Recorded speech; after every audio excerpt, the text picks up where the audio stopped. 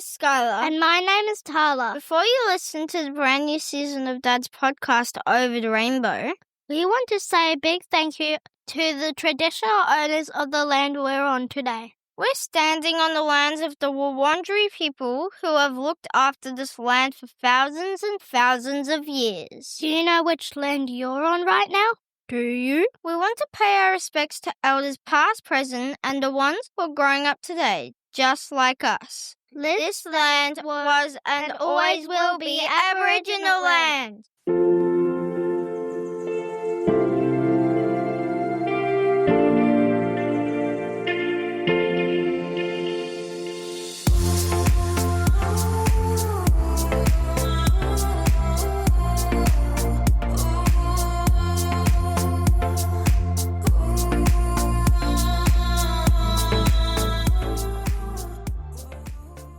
Hello and welcome to a brand new season of Over the Rainbow, a Queer Dads podcast series. I am Murray, seasoned rainbow dad and your host.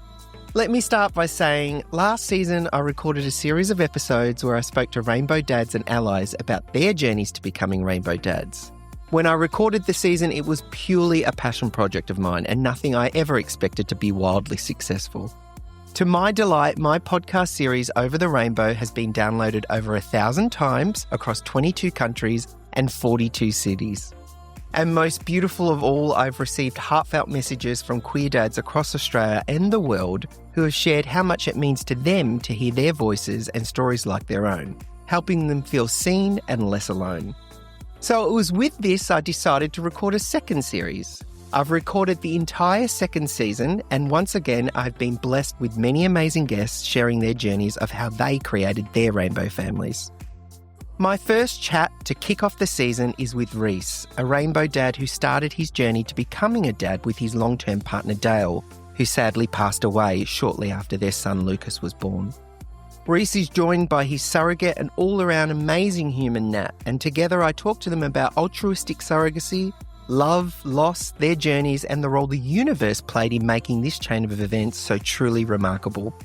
I want to say a huge thank you to Rhys for being so brave to share his story. I know it wasn't easy.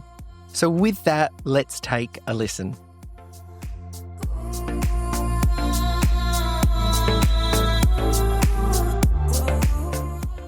Tell me what was going on in your life and in Dale's life, and you can maybe give us a little bit of background info on Dale.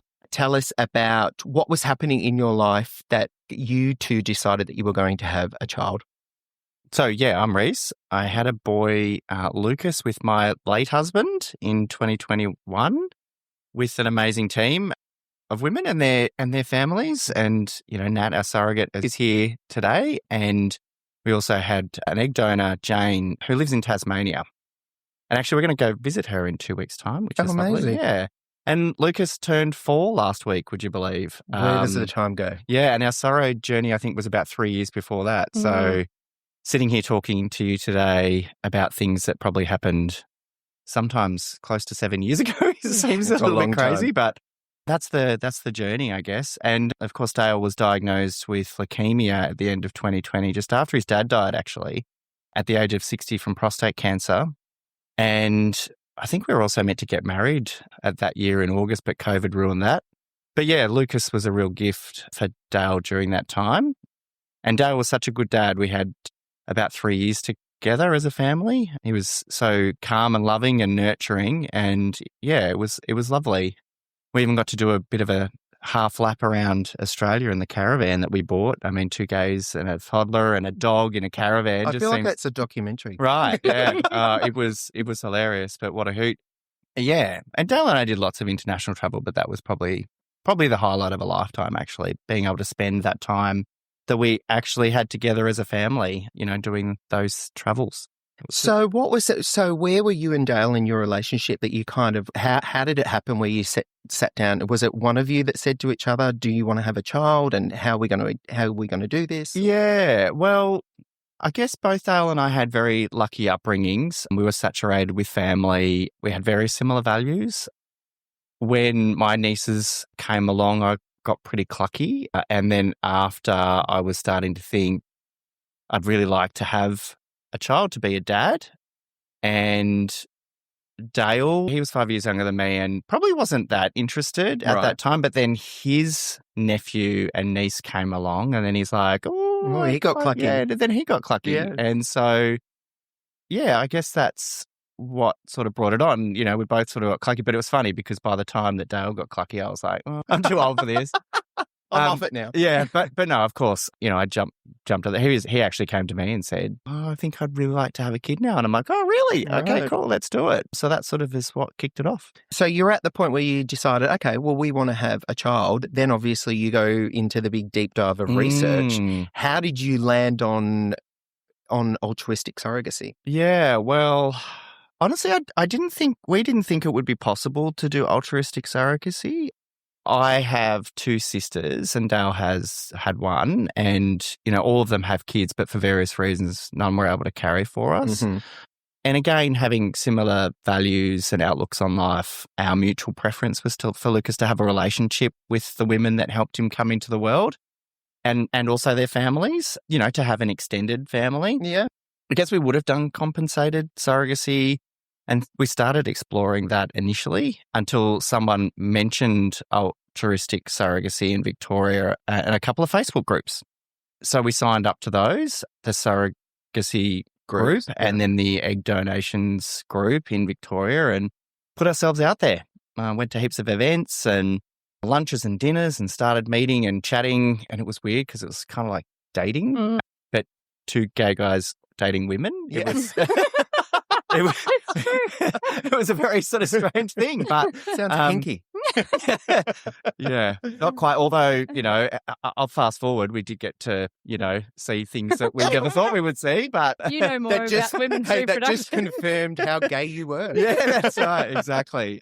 But look, we made some really good friends. But is that how it works? Once you decide that altruistic surrogacy is what you want to do, you join the groups and then you go out and meet potential surrogates. 100%. Right? Yeah, Okay. yeah. So, you know, and we spent a lot of time doing that and getting to, I mean, it was also about getting to know the process because and we can talk about this obviously, but it's not an easy process to navigate. Yeah. You know, everyone has a very different journey and, you know, there's things you can sort of learn from people that have done it before. And absolutely that's, you know, a really important part of it. But it is your journey and, you know, it will take twists and turns that you never thought it would. So, yeah, absolutely. You know, we sort of did all of that. We made some really good friends out of it to start off with That's good. who really helped us to understand the process and get comfortable with it and know a little bit about where things might head. And also we met some other potential gay dads as well that we became friends with and I'm still really good friends with today. So that was a real... That were going on their journey as well. That were going on their journey at the same time or had recently been through their journey. So we're able to sort of, you know, guide us a little bit. Yeah. So that was really good. But also with the women there, like, you know, in addition to Nat and Jane and others that we made some good friends from that process as well, more broadly. That sort of process that we went through initially, the dating, the getting to know people, and then, at one point, Nat came into our lives. So well, that's a good segue. Good segue. Nat to into the chat. Hello. Now, we are really thankful to have you here because we get to hear about what motivates a surrogate to actually do such a selfless act. So at the same time that Rhys and Dale were going through their journey of trying to find a surrogate, they were joining the groups and they were going out and meeting potential surrogates. You would have been going through, was this your first child that you carried? No, so I'd had two children. Thickens. Yep. Yes. Right, yep. So I'd had two kids of my own. Right. So I was a mum to I think a 2 and a 4 or a 3 and a 5-year-old. But that's a prerequisite, isn't it? I don't think it's enforceable. No. But you're meant to have had your just in case there is any issues with your fertility. But there are quite a few surrogates that have had surrogate babies as their first children, of their first babies, sorry. So what was going on in your life or your thought process where you actually decided that this is something that you wanted to do? I'd had my kids and I think I'd realised what a joy it is to become a parent and how beautiful it is to become a parent. And I'm, I think, deeply empathetic to a fault sometimes. And so I have this ability to put myself in other people's shoes, and I do that often in my life. I don't want to big note myself, but that's how I feel. And that's Yes. sort of what was happening was it kept coming up in my subconscious. Like I've got the uterus or I've got the eggs, because I was also pursuing egg donation. Yeah. And I know that in my heart of hearts, I just knew that I could do this. And there was a reason why it kept popping into my conscious mind. So I knew it was probably part of my subconscious for a while, but then it just sort of kept flashing up in my conscious mind. And I feel like I was being guided to it because I knew that I could do it. And I didn't know if it was intuition or if it was actually naivety, or if I was completely naive, but I just knew. So I started talking to hubby, obviously, because he's going to be a big part of the journey. So I talked to Adrian, my hubby.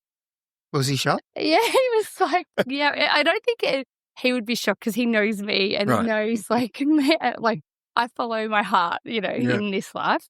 And an internal eye roll. Yeah. I'm chuckling a bit too, to be honest. What's this next thing? What does she want to do now? So, knowing that now, it's like, you can see how it's this, on brand. It's on brand. It's very on brand. Yeah. So so he sort of obviously had just reservations in terms of my physical health. I am a mum to our young children. What happens if something went wrong? Psychologically, he's like, are we going to be able to manage this? Turns out he was actually the biggest support for all of us through the pregnancy. Yeah, he was amazing. So once we sort of chatted about it, I went to meetups, etc. We just organise our own catch-ups because you can't advertise for a surrogate, but you can all mingle and chat and get together. And Is that the law, is it, that you can't advertise? I thought you couldn't advertise for money. But can you still say I want to do it or not? You can't advertise. I think you can't advertise for a surrogate. No. But you can for an egg donor. Egg donor, with the approval. Yeah, approval from the minister. Things have changed or something. Approval from the minister. We'll go into a rigmarole, no doubt, at some point. But you can't advertise like proper, like say, put an ad in the paper or, on a website or whatever. And I mean, it's all up for discussion at the moment anyway, isn't it? That's right. Yeah.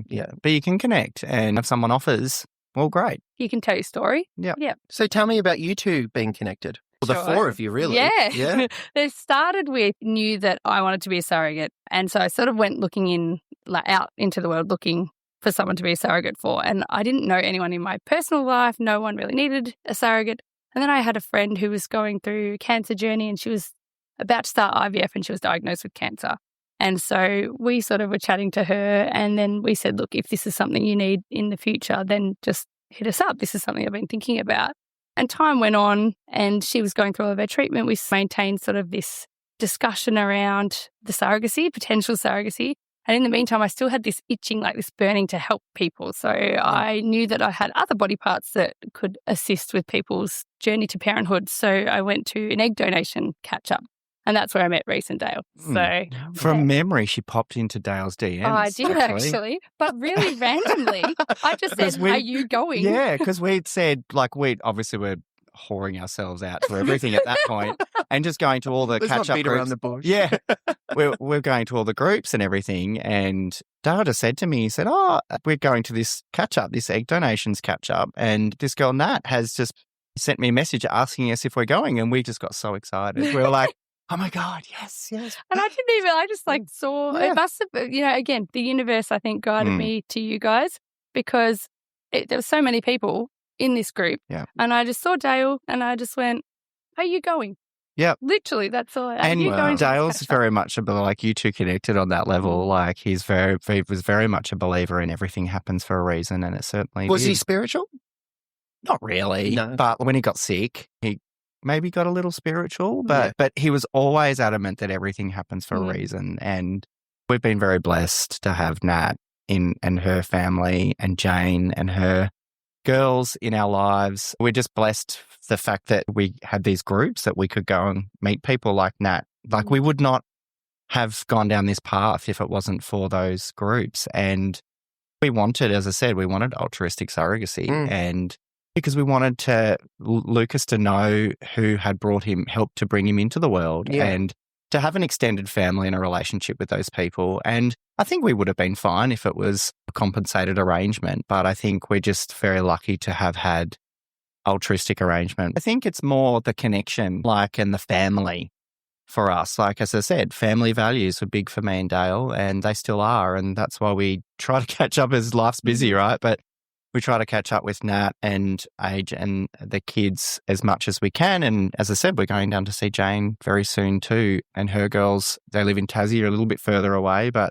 they're family. So Yes. we really try to connect and spend time. You two met at this meetup, and then so what sealed the deal? Lots of chats, really. Yeah. It was getting to know each other, I think. Yeah. And I think, I don't know if I can say you have very similar values as well. Nat mentioned the type of person that she is, and we really connected with that. It resonated. She's just such an amazing person, like really giving, but also just sense of humor. Like we really connected on a whole range of levels.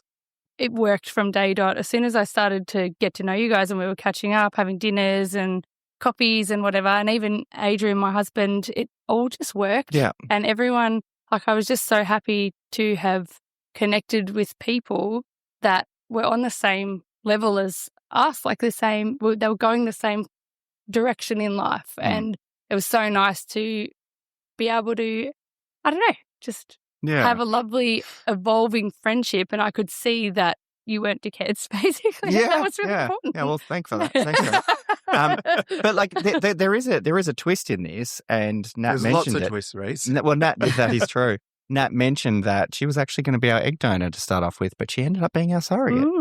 Oh, Yeah. okay. So that Yeah. was what was first arranged. We Oh, first right. chatted about it, but I was actually in the process. I'd sort of just met someone else and I was donating my eggs to them. And that process also took some time. Everything in our journey took time.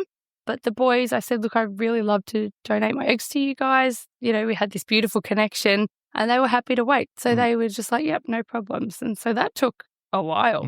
I guess there would be a lot of people listening to this episode that might be on the pathway to wanting to start their own family and would be wondering, because I'm wondering, when you're at a particular meetup like this, there's lots of couples that want to find the surrogates. There's lots of surrogates that want to find the couple that they go on the journey with. Is there a bit of like showboating? Like how does it Absolutely. work? There is. Yeah. Yeah. Right. And we kind of refuse to do that, to be Yes, honest. yeah. And it's kind of hard. You do feel like you're not yourself sometimes in that really weird sort of environment. The stakes are so high. They are high. And you want to make an kind of- impression. you want to make an impression. You want to stand out. But I just felt like that would be disingenuous For sure. to not be ourselves. And And that's what I saw. Yeah. Yeah, Just people yeah. being themselves. And that's, as I said, literally the words are, they are not dickheads. They are amazing people because they are themselves. And I Yes. value real human beings and I value people as So tip to themselves. anyone listening, just Yeah. be yourself. Be yourself. Just be Yeah. yourself. Yeah. Yeah. And ask a lot of questions and connect on a really genuine level. Like, and that goes to being yourself, right? I just think people can see through showboating like nothing else. It's just a feeling that you get. And you kind of feel like it's hard to be yourself to some degree. I did grapple with that a bit myself because you kind of like, you kind of don't want to scare people off. How much do I reveal? How about, like, do I really be myself? You want to make a good impression, but you do want to be yourself. And I just think it's a balance. It is a balance. It just reminded me of when I was dating Stephen for the first, I reckon, a good 3 years. I'd be like, trust me, you've not seen the best side of me. It was like a threat. Yeah. Fully veiled threat. That's right. Yeah. Wait till I really come Just out. wait till I reveal the real me. Now he has nightmares. Yeah. No, he knows the real me. He Yeah. should have backed out. at the Yeah, start. that's right. Yeah. So what locks in this like, okay, we're going to do this? Is there any sort of formality that locks it in to say, all right, Yeah, well, Nat got on one knee and gave us a ring and flowers. Oh, it was a ring and flowers. I thought something else. Yeah, well. I don't know. Okay, there's what Stephen was talking about. Okay. The real me. You said one knee. God. Yeah. No, well, not really. I mean, I think, going to what we were saying before, like we didn't want to put any pressure on Nat and anyone else that was going to offer us their womb or their eggs. Like we kind of just left that in their court, but we're like obviously demonstrating how keen we were to continue going down the path with Nat. And I think at one point you said, look, I'd really like to be an egg donor for you. Yeah. And we were stoked, like so stoked. Obviously we were more stoked when she said Yeah. She would be our surrogate. I'm just thinking out loud here. It would probably be easier to find the egg donor first before the surrogate. Yeah. And that's just because of the task at hand. It's like monumental. Yeah. And look, and just extrapolating a bit on that, like we had an egg donor lined up as well. I think another one at the same time. I think she'd offered us before you had offered us to be an egg donor, and we accepted that, and we actually went through one cycle with her. Oh, right. And until she was not able to continue medically. Right, okay. And so we then we're continuing to put ourselves out there, and I think Nat had just gone, well, look, I think the person that you were going to be a surrogate for potentially had sort of said, that fell through a bit. Yeah, it did. They weren't able to continue. The talks with this other couple had kind of fizzled, and then they had pulled the pin. They had said, we don't think this is going to work for us. And we said, that's fine, because we weren't sure that it was going to work for us anymore anyway. So it was sort of a mutual agreement that we don't go forward. Because everything has to align, right? It does. All parties need to be fully in. And the timing has to align. It's in our life timing as well. So basically I sort of went to the boys then, because we'd been chatting for a while and about the eggs. And then I sort of pivoted and I just said, well, you don't have that egg donor anymore, or was it a potential surrogate actually? No, I think that's right. Yeah, we did have somebody. It all comes flooding back. I know, yeah, it does. I know. We did have somebody that had indicated that they might be interested in carrying for us, but it didn't really go. And this was outside of the surrogacy catch-ups and the egg donation catch-ups. It was a family member of one of Dale's great friends, and that just didn't really go anywhere. And we had our egg donor at the time who we'd gone through a cycle with, and it had to sort of stop at that point. And you said, well, you've got an egg donor. Yeah. Why don't I be a surrogate? Yeah. And then we basically got back on the egg donation groups, and that's when we found Jane. And it was a similar thing with Jane, actually, when she just messaged me. It was one of the apps or something like that, and one of the forums. And we were just bantering backwards and forwards. She's and a proper legend. Like the universe brought her to you. Absolutely. And we just got along, similar values, sense of humor. It was just awesome. Yeah. Really good. And she'd had 2 girls actually via IVF. Oh, right. Because her husband, I think, was quadriplegic and had been that was the only way they could have kids. So, Jane's husband. Yeah. Right. So they had gone through that process to have their own children. You start to understand her motives and why she would do something like this. Yeah. And I mean, the weird thing, sorry, just going on a bit of a tangent, for her was that she ended up doing egg collection during COVID in Tasmania. So we couldn't even be there with her when she was going through the collection. But she was an old hand at it. She'd gone through it a number of cycles herself with her then husband. So how did you meet her, Nat? Through you guys. We flew her up at some point. Yeah. And, so we could all catch up. And it was really good. She came up with the girls. And I think you started the group chat as well. Yeah. And we all got in on that. Yeah. Kind of warranted, right? Because it's like, let's meet the team here. Yeah, that's right. It was a team day. Yeah. Team building day. The universe has played a big part in this. It's just all too convenient the way that it's all aligned. But I don't want to freak people out that are listening to this that don't believe in that kind of stuff. But I totally believe. I know, me too. And I do have to read you. I've written down the words that I wrote on a present that I gave Lucas for, I think, his first birthday or something. I can't remember, Christmas, something like that. Anyway, and it's truly, I think, again, the words came from the universe because it's so true. And so he's meant to be here. So you're all on this journey together. What are some of the things, if you can cast your mind back, that were kind of the pivotal moments? I guess getting pregnant would probably be the biggest one. Obviously, it's all done in the clinic, which is all very weird, but literally the way that it went for us was going into a clinic. But there's quite a few steps involved in terms of legalities. Yeah. Yes, it was a lot. Yeah. I think that's and obviously it's being reviewed at the moment, but certainly wasn't a walk in the park. And obviously we wouldn't change it and didn't expect it to be, but there were challenges, no doubt. Counselling. Like, I reckon, I don't know, was it 6 rounds of so much various people doing counselling? Yeah. Now, that just to give context to that, because we've had people speak about that before, that counselling is like some sort of compliance thing that they do in terms of making sure that all parties know what they're entering into, that they've fully considered the risks and all the rest of it. But in actual practice, and you two can speak about this, it's more of a ticker box system than it is actually legitimately trying to unravel.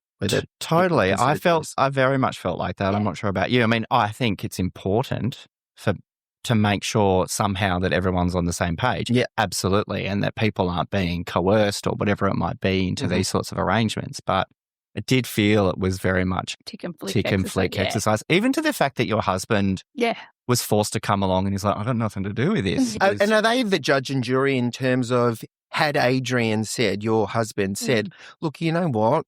She wants to do it. She's so headstrong, but I'm not in for it. I don't want her to do it. Can they then turn around and say, look, we feel that there's a little bit of concern here with Adrian. We're going to say no. I know in surrogacy, yes, because we've got the PRP, so we have to face the patient review panel, right? Who then will review everything and like go, yep, you are all and good if they're concerned, it's a no. Yep, if they're concerned, it's a no, or it's a do this and come back. Yep.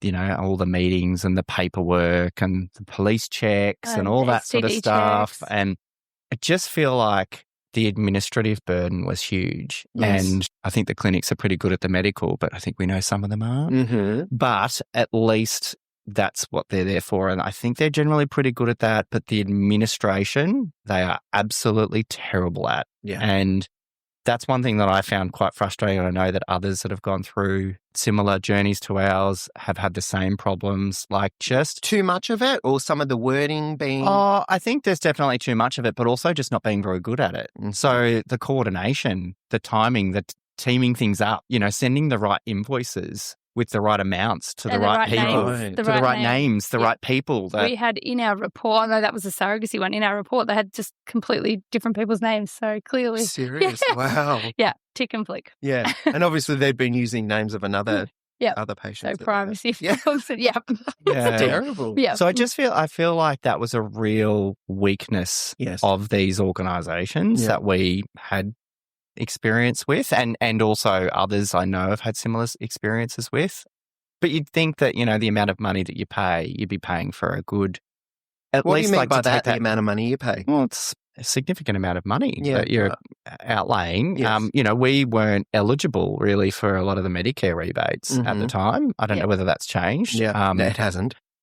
You know, you pay a lot of money. I mean, you know, obviously we would have paid more probably if it was compensated, but you know, we were paying a significant amount of money to these clinics, and I just felt like there could have been a better service, a better outfit, you know, take the pressure off a little bit. Yeah. You know, I did feel like a lot of my role was coordinating and administrating a lot of the stuff that... These guys were amazing in taking a little bit of that load off of us, though. Yes. So they handed us a folder. It was amazing. I think that was Dale, actually. Made us a folder. They were very organised, and they were very conscious to take that administrative burden away from us, which was lovely. But you had to deal with a lot. I feel like it's the least you can do, right? Like is to do, like you're in this for the love, and it's like, well, what can we do? Yeah, you know, we can try and take the pressure off you and your family, and obviously, the administration from the clinic is absolutely our thing, and we really didn't want you to even have to worry about a lot of that if we could avoid it. Would it be fair to say that surrogates maybe that are doing it for the love would find that a barrier as a hurdle for them? Like, wow, I want to do this, but what you're asking here and the administration and the commitment and the counselling and all of this kind of stuff is probably not what I signed up for. Yeah. I think that some people, would be put off by that. be put off by that. That's a shame. Yeah. So what was happening for you, Nat, in terms of how was the journey for you? It was really important for me, I think, to also carry for a gay couple, for a queer couple, because to me, it's not been easy for queer families or rainbow families. And by caring for a gay couple, for me, it was obviously evening up the universe, the in favour of rainbow families. That's lovely to find out people's motivators. Yeah, I think it's really important. But it also meant that I was having conversations daily about rainbow families. Yes, And I'm obviously in a heterosexual marriage, but it was really important for me to make sure that we were having these conversations and normalising it. It's really important for us allies amazing. to have these conversations and to do these things. Absolutely. Have beautiful rainbow families. Help people have rainbow families. And Nat was a nurse at the time and is now a midwife. Midwife. Oh, wow. Yeah, Okay, that unravels. And that information would have been helpful at the start. So tell me about getting pregnant. So Jane donated her eggs. They actually had to be flown up to Melbourne. And it was all during Tasmania. COVID, you said. During COVID. We had to get VARTA approval, which is the regulator for assistant reproductive, blah, blah, blah. And, they flew them up and then we went and did our donations. We kind of went through the process of who's going to be the biological father and Dale won that one. I was really keen to be a biological dad at the time. And I was like, but we kind of went, well, we're going to have two. So, I just went, okay, cool. Yeah, you get the first go. You go first. Yeah. We went into the clinic, but we both donated because we just weren't sure what was going to happen. And that was what the clinic suggested that we do. So we both went in and donated. And then they made the embryos. And we were lucky to get, I think, 6 out of that. Really good quality embryos. Yes, and then Nat went in and, got her assessment and... First go worked? Yep. Oh, no, sorry, no. First go did not work. Yeah, first go didn't work. And this was right when sort of I think when Dale had been diagnosed with leukemia for a few months, so he was going through treatment. And the first one didn't work and we were all very disappointed with that from memory. And then we went in for the second one and then the straw broke for that one. Oh, that's right. And so that's the needle. Oh, they right, sucked okay. it up to then put it in. And it broke as they were sucking it in. Right. The doctor had sort of said to me first, because I said, can you just make sure all the communications come through me because I don't want Dale and Nat having to worry about any of that. And that's because what was happening at the same time was Dale had been, which was completely out of the blue. Out of the blue, It was not expected. Not expected. He was going through treatment, chemo, etc. at that time. And also I didn't want Nat to have to worry about any of that too because she was, going through the transfer process. So, the doctor said to me, it's really rare to have this happen. It's a 1% chance. And I'm like, you've got to be kidding me. Yeah. Dale's just been diagnosed with leukemia. And of course, the other clincher was it was a really rare type of leukemia as well. And I'm like, great. So he's going to get the message that he's got rare cancer and now he's got no kid because of a rare breaking of the straw and all this sort of stuff. At one point, I think I said to the doctor, I'm like, you're telling them. It's your job. You are telling them. And so she started to tell them. And of course, in typical doctor fashion, she didn't do a very good job. And I'm just like, very blunt. Oh, yeah. So I jumped in and I'm like, let me do it. So, so I ended up delivering the news anyway. And it was pretty devastating, like that had happened. But shortly after, we pulled ourselves together and did another one. And that was Lucas. Yeah. Right. But at any time, did you say, let's pause maybe going through this while Dale was sick? Or did you guys make a conscious decision, no, let's continue? I think we talked about it, didn't we? Yeah. We talked about it and Dale was like, nah. Yeah. I want to keep going. Yes. Yeah. If everyone else wants to keep going. Yeah. And you guys were very considerate because when Dale was diagnosed, I think we had done a transfer or we were on the way to a transfer and we'd put so many years into this and they called us and said, are you sitting down? We've got some terrible news. And we sat down and then I remember them saying, you don't have to go through with this. We don't know. Everything's quite uncertain. I know obviously we want to still become parents. We still want to go through this with you. He has a chance of beating this. Yes. So, if you want to do this, it's up to you, but you can make a choice at this point. And I said to my husband, there's no choice to make. Of course we're choosing to forge ahead. No matter what happened, we were going to go ahead. But he potentially had a long life ahead of him. Yes. And you had a long life ahead of you guys. So we were like, how can we then take this away from you in your greatest time of need? I looked at my hubby and I said, look, I've made a decision. I'm pretty sure you're going to say the same thing, but there's no way that I am going to ever take this potential. Massive curveball for all of you, though. Yeah, massive curveball, but there was no way that we were not going to go through with it. And I just said, I'm not God. I think he was diagnosed in October, and then Lucas was conceived in December. Oh, really? And then he was born in August the following year. What was the 9 months? What was the journey like for both of you? And especially with what you were dealing with, Yeah, Rhys? It was very different to what we expected, I think, obviously. It was still very beautiful. I still look back on the journey as a very positive one. The story that I have is very positive because they were so supportive. They were going through hell, literal hell, and they had gone through something. We were going through something that was going to be the hardest thing they'd ever go through, and they were still trying to support us. And obviously, usually in non-cancer surrogacy journeys and non-COVID surrogacy journeys, we get to hang out, we get to have coffees, I get to come and pick up the kids if I'm tired, all of that. And they were still really trying to make that happen. They were sending food boxes, veggies, making food. They were beautiful and lovely. They were going through so much themselves. And I just said to Hub, like, Adrian, this support needs to flow both ways. They need us as much as we need them.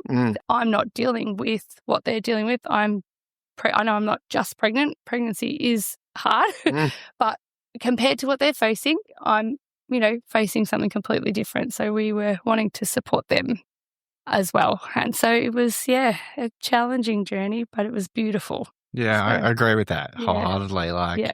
Just going to, seeing Dale so happy, but also still really struggling with his own health. Obviously, and that was even before Lucas was born. It was a gift for us. She was doing something so special for us. So we did everything that we could, but we did feel very much supported back, going through our own journey. And that's what family is about.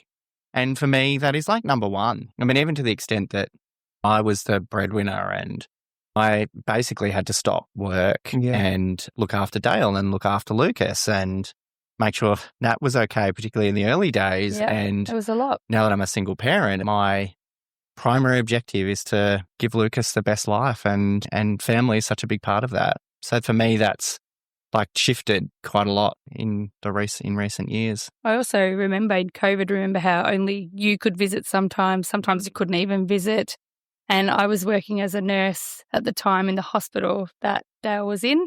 And I felt really very, very, very, very blessed to be able to bring Brewster copy to him, but also the bump. So I got to bring Lucas in my belly in to see him in hospital, and that was a true joy. Tell me about Lucas being born. That was a special moment. Yeah. We were lucky actually that Nat had a really good obstetrician and chose the right hospital because it was COVID obviously, and some of them had really strict rules, but the hospital that we ended up with allowed us all to be in there. Yeah. So it was Nat, obviously. Was it the hospital you worked at? No. No, okay. So we chose a different hospital. Yep. They were the hospital that I worked at. Well, actually, I didn't work at it. I wasn't a midwife yet. But the hospital that I was going to be working at were a public hospital, and they were more strict with the rules. Yes. In terms of even just having them there for scans, having them there. Like, I rang up and I said, what happens when we have the baby? Can we have side-by-side rooms on postnatal ward? Oh, it all depends on how busy we are on the day. Yes, and to me, that's not good enough. That's completely excluding parents from bonding with their baby, learning how to look after their baby. And I know it was COVID times, everything was uncertain, but they just didn't have an answer. And to me, that wasn't good enough. And I've actually gone on now to do education for hospitals. So I'm now giving lectures at hospitals, lectures for midwives through university. So him being born, what was... such an amazing thing. And we've got actually, as Nat mentioned, obviously she was there. Dale and I were there, and her husband was there, and he brought the camera. Yeah. And he's a really good photographer and captured a lot of moments, really good moments as well. So we've got photos up on the wall of us holding Lucas, he us did with so Nat well. holding Lucas. Yeah. It was amazing. And it was just such an amazing experience to be there for that. So I really appreciate Nat allowing us that opportunity. I don't think I wouldn't. I wanted you there because I think you need to see what we. You need to be. But obviously for the support, for you meeting your baby. It's like, I can't imagine. It was not ever. beautiful. Yeah, it was amazing. honestly the most amazing experience. And I'm going to cry now. I cherish those photos because just seeing Dale's face, Yeah. like when he held Lucas in his arms for the first time, is just magical. Like that moment, I have that, you know. Obviously, I have Lucas as well, but I have Dale in that moment. What was Dale's health like when Lucas was born? It was actually not bad. It was actually not bad at that, thankfully. Yes. Because he was really up and down. Yeah. I think he was post bone marrow transplant and was actually doing pretty well at that time. Okay. So he ended up having 3 bone marrow transplants, mind you. But he was pretty good at that time, thankfully. Yeah. So we could all be there. And he'd done a lot of hospital time. Yeah. And also for months after, he was pretty good too. So was able to actually immerse himself in the experience of parenthood of a newborn baby. So. Which is tough, right, for any new tough, parents. yeah. But although what you were dealing with, we were pretty lucky at the time because Lucas was such a good sleeper. It was amazing. He was really good. He would sleep all the way through. Sorry to those people that haven't had that experience, but you know what? I did not. But it also turned. Don't you love it when people would say, "Oh no, my baby slept all the way through"? Yeah. Yeah. It turned. My 2 didn't, but the 3rd baby that I produced, but sadly not of my genetics, did sleep. But we did get our comeuppance because it turned at 4 months. Like Right, significantly, the sleep regression is real. Yes. In our circumstance. But yeah, it was good. Like Dale was able to, really enjoy that moment. And he was such a good dad. Like, such a good dad, like really calm, measured. I've learned a lot from him in parenting. And, I have him sitting on my shoulder and talking in my ear when I have those tough moments. Yeah. As a single parent now. Yeah. Yeah.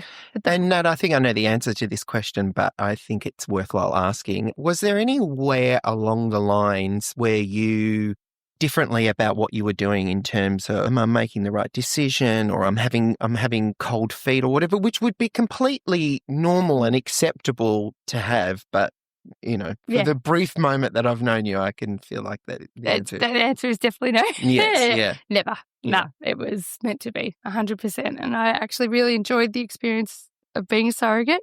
The boys, I attribute a lot of that to the boys' support. Yes. Postpartum as well. Sorry, getting emotional. Yeah. But yeah, it was a beautiful experience for me. Yeah. Yeah, Lucas is meant to be here. And they, when I surprised them with the pregnancy test, I think it was in hospital. Dale was in hospital and I was able to be there because of work. So when I surprised them with the positive pregnancy test, I also gave them a onesie that said, "Hold on to hope, your dream will come true." Yeah. And then that's the first outfit that the boys put Lucas in. And Dale, after he was born. And Dale took that to hospital with him every time he was He there. had it under his pillow. Did he really? Yeah. Yep. Wow. I've got it in a Ziploc bag, Yeah. locked away, because it was his reminder of Lucas, who, was very much a frequent traveller of the hospital in his early days, and also the reminder that there is hope. Tell me about when Lucas was born. Was Dale's health declining, and then the duties of raising Lucas were assumed left to you? No, he was as I said, he was pretty good at that time. Yeah. Like, obviously he was, still sick, but had gone through chemo, and I think he'd gone through maybe the first bone marrow transplant and was recovering from that. And that bone marrow transplant actually lasted 12 months. Yeah. So for the first 12 months, he was actually pretty good. And that was also when we did our little tour around in the caravan as a family together, which was really magical.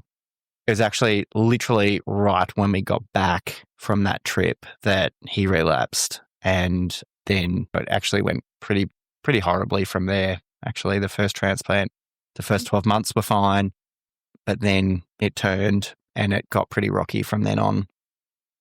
Sometimes when you look back at your life and you say, oh God, if I'd only known this now or whatever, and you learn after the fact, the story of how Lucas was born, how it all happened, Dale's decline and him getting sick and then passing away, it's hard not to believe that there's some sort of grand master plan at play, right? 100%. And I think, I know I say this quite a bit, and Nat will probably know what I'm about to say, but I've always said that Lucas was a gift for Dale. Yeah. And he certainly was. Like, he got, as we just talked about the onesie, like me taking Lucas in to see him, Yes. kept him going and, made him fight, for, the life with his son and our family. He really did everything he possibly could. And I think it probably kept him going for longer than what he probably would have otherwise. But the reality is he's been a gift for me too. He's really given me a lot of purpose, and I'm grateful that we use Dale's sperm because it's like having a mini Dale around all the time, and I'll never escape the sass. But honestly, I don't know, how I would be and what I would be doing if I didn't have Lucas in my life. So it's been absolutely a gift for me. And funnily enough, we had no idea until after he was born and we named him that his name means bringer of light. Oh, stop it. I didn't know that. And he certainly has been. I would never change it for the world. Obviously, I would have Dale back in a flash. Yes. And that makes it is really hard. Like, actually, hats off to people who choose to be single parents. It's not like I probably, again, I wouldn't change it, but I wouldn't have chosen to do this alone. Absolutely. So, hats off to those people. And it is really hard to be a single parent. It really is difficult. To be grieving and to be raising a child at the same time. There are people out there that I know do that, and it's a tough gig. I could imagine with Lucas's 4th birthday, as celebratory as that is and as wonderful as that is, it's also a reminder of everything. It's a double-edged sword, literally in every sense. Absolutely. Yeah. Absolutely. I mean, Dale was an avid collector of X-Men, Marvel, and this birthday was a nod to that. It was, and thankfully, Marvel's come back with a vengeance, to use a pun. Yeah. But that was the nod to Dale, was to do everything. I probably didn't do it good enough, mind you, because Dale was a stickler for that sort of stuff. But what, the detail? Yeah, but also, I mean, it was a detail. So he was a party, planner and did events, but also, hey, I've seen the photos of you did well. Yeah, but like Marvel as well, Yes, was Dale's thing. So he's probably like, no, that's not the right character. You should have used the 97 version. Blah, blah, blah. I was like, yeah, okay. But I did my best and it was a nod to you. So stop, getting cranky at me from, beyond. Has your parenting style or outlook on life changed or evolved since Dale's passing? Yeah, well, I think I mentioned that my role was to bring home the bacon and I was focused on career, and Dale getting sick made me focus more on family and it made me focus more on life, and Lucas is my focus. More importantly, making the most out of life for both of us, and it's really hard without Dale, I'm not going to lie, but, that's my job now. I guess we do okay, Lucas and I. We're very lucky to have each other, and we're very lucky to have amazing women like Nat and Jane in our lives. And we remember Daddy Dale every day. We have photos and books and a memory box and heaps of other things to ensure that Lucas knows who Dale was and to the best that he can. And he's Lucas's genetics, and that will shape him for his lifetime. And, I feel like I was lucky enough to have shared 17 years with him, and it's shaped me too. Yeah. Now, do you want to read this? Is it a poem? What did you write? It's just I think let's finish on that note. Actually, before you read that, is there anything for potential surrogates that might be thinking to themselves, this is maybe, I want to do a Nat. Do you have any advice for them? Obviously, go into the communities, do the thing, meet the people, get involved, give back, but make sure you take off your rose-coloured glasses. Yes. Just what people are saying aren't necessarily who they are. Yes. You've also got to think about your family, your own mental health. I was lucky to have shacked up with a couple of guys that were just so thoughtful, so generous, and in the postpartum period really put me, even though they were, again, going through a lot, I did say to them, to get through, I think I'm going to need to see your baby a lot. I carried your baby, but you essentially, now it's your baby. You carry my heart in your hands because you hold your baby in your lives now. And they understood that. Yes. And we were like, yeah, have it. It's crying. Yeah. Like a shush. Feed it. Please feed it with You your want the breast. baby? Give me a That- break, for goodness sake. We don't have milk in our boobs. But they were amazing. So they made sure, and we spoke about this. So make sure you just speak about these things. yeah, You know, we 100%. spoke about this over and over again, what pregnancy was going to look like, what potential, you know, nothing's set in stone, but what we could control. Then talk about, are you on the same page on lots of different things? It's life. It's like really important stuff. So It's huge. Yeah, it's huge. So you can't. There's no bigger thing, really. There's nothing bigger. Creating a life together, creating a family, keeping that child the forefront of your planning and what you're doing. And yeah, but I was just so lucky that we had all those conversations. We were prepared, and the boys always just said to me, you are having a baby for us. You are pushing it out of your vagina, or however your baby's going to come out, but we're planning on it coming out of the vagina or having major surgery. Yes. The least we can do is bring the baby to you and see you postpartum. And I truly think that's what has had me have such a positive postpartum journey, because your body is grieving essentially. Yes, Still have the baby in my life. I was still able to sniff his little head, but my body just knew this baby belonged to me. My head knew it wasn't my baby.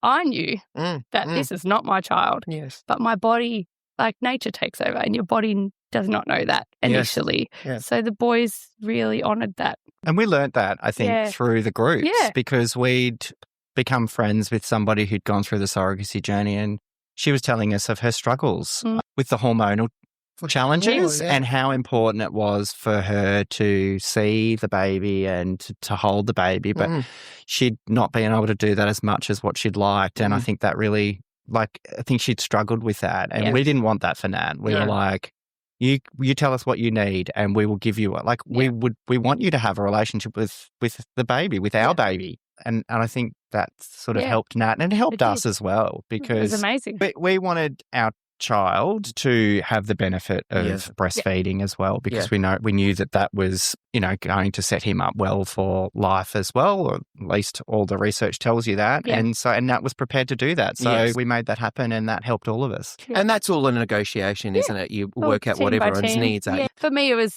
something that was important to me, because I knew that I'd probably be looking to nurture and feed their baby, but obviously it's their baby at the same time. But I am curious, what is each of your thoughts on the commercial surrogacy? Because that's being debated at the moment in Australia, obviously not Perth, because they've just come on board with altruistic surrogacy.